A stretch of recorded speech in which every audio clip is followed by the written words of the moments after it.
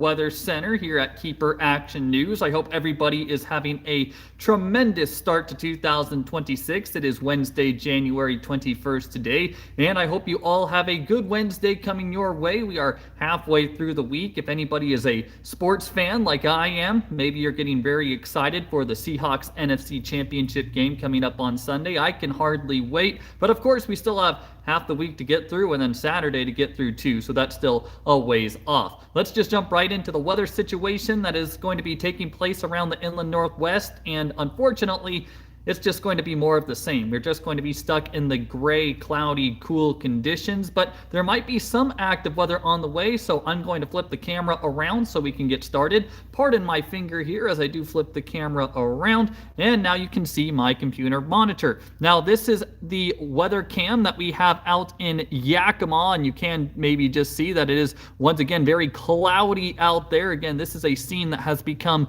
oh so familiar over the past week or so, as we have just been stuck under a tremendous inversion, bringing the cloudy, cool, and stagnant weather conditions to our viewing area. Now, the thing about inversions is that you can break above them and actually see some pretty nice scenes, pretty nice skies, and that was the case yesterday morning, and I'm sure the case this morning as well. Even though we are cloudy down in the valley, cloudy in the basins too, if you were to break above the inversion layer, you can get to see some pretty clear skies. Here's a viewer photo that was sent to us yesterday. This was from Richard, and we certainly thank him for this. This was the sunrise over Yakima on Tuesday morning, and you can see the clouds sinking down into the valley, but as you got above that inversion layer, you did see a very nice sunrise with those oranges, and again, beautiful imagery yesterday. And if you want to break out of the clouds, again, I do recommend maybe just going up in elevation, because with these inversions,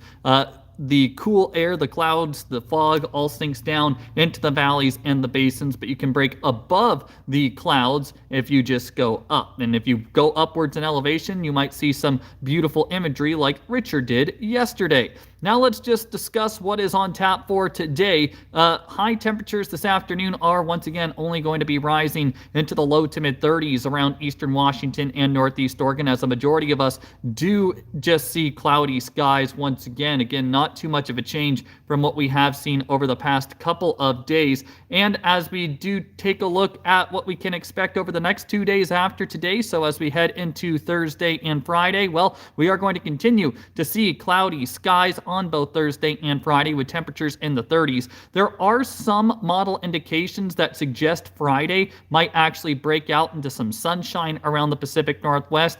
I'm not terribly confident in that happening, or I should say around the inland northwest. The west side of the Pacific Northwest has actually been pretty sunny over the past couple of days, but I digress.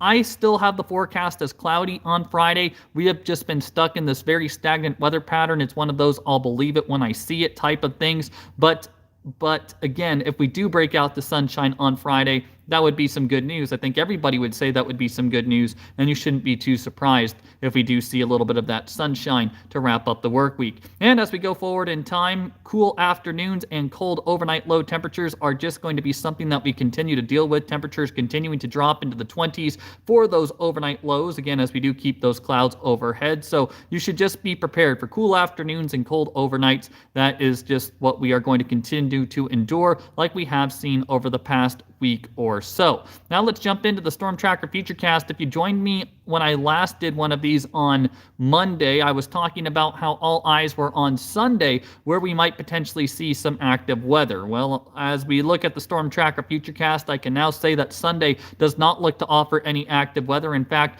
as we get towards that Sunday evening time frame, you'll notice that the whole inland northwest still not seeing those blue and green splotches indicating any precipitation. As we go into Monday, however, there is maybe going to be the possibility of some precipitation back to the inland northwest. I'm including a slight chance of rain and snow showers for everyone by the time we get to Monday, but I still certainly believe that most of the precipitation is going to be limited to the Cascades and to the Blue Mountains. I'm not going to rule out a slight chance of showers elsewhere in our viewing area, but it is primarily going to be looking at, or I should say, showers will primarily be stuck along the Cascades and the Blue Mountains. And after Monday, I would say that long-range models indicate that we are just going to filter back into those calm weather conditions. conditions. Really, we are just stuck in an extremely stagnant weather pattern. Even Monday, far from a slam dunk that we are going to see any active weather back to our region. Back to our region. Now, one question I have gotten several times here, now that we've settled into this calm weather pattern, what kind of impact is this having on our snowpack, or what is our snowpack looking like? Well, one metric of looking at snowpack is SWE. That stands for snow water equivalent. It basically just gives an idea of how much water is in the snowpack. Now, in terms of the snow water equivalent, the lower Yakima Basin and the central Columbia Basin are not doing too bad, sitting at 74% right now, 74% of average for the lower Yakima Basin and 75% of average in the central Columbia Basin. However, for the upper Yakima Basin, the lower Columbia Basin, and the Walla Walla Basin, we are below 50% of that snow water equivalent where we would normally like to be for this time of year. Of course, this is not good news because it is the snowpack and the snow water equivalent that helps us maintain water levels or water flow, river flow, as we do go through the spring and summertime seasons, the hot and dry seasons. So we really need these numbers to bounce up a little bit as we do get to the dry time. But unfortunately,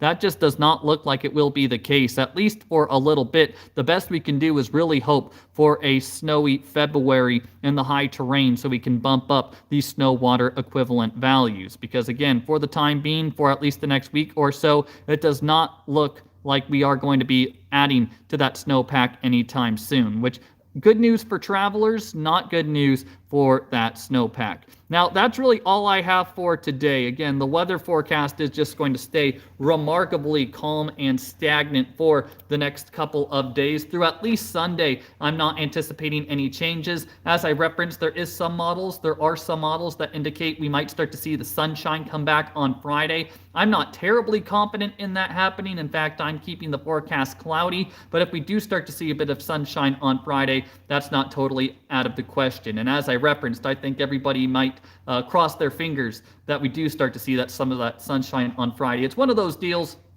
I usually don't hope for a wrong forecast, of course, but if I'm wrong on Friday and we do see some sunshine, I would be just as happy as everybody else. And then it is as we go towards Monday where we might potentially see some of that active weather back to the inland northwest, but that is far from a slam dunk. Now, I will do another one of these on Friday, or at least I'm planning on doing another one of these on Friday. So if you're curious about how that Monday storm system is shaping up, you can be sure to tune in then. But right now, I'm just going to flip the camera back around to leave you with our cloudy Yakima weather cam, a very similar scene to what we have seen, again, over the past several days. I hope all of you have a wonderful Wednesday, and again, I'll talk to you in the next one, likely, or I should say, I'm aiming to do another one of these on Friday. Take care, everyone.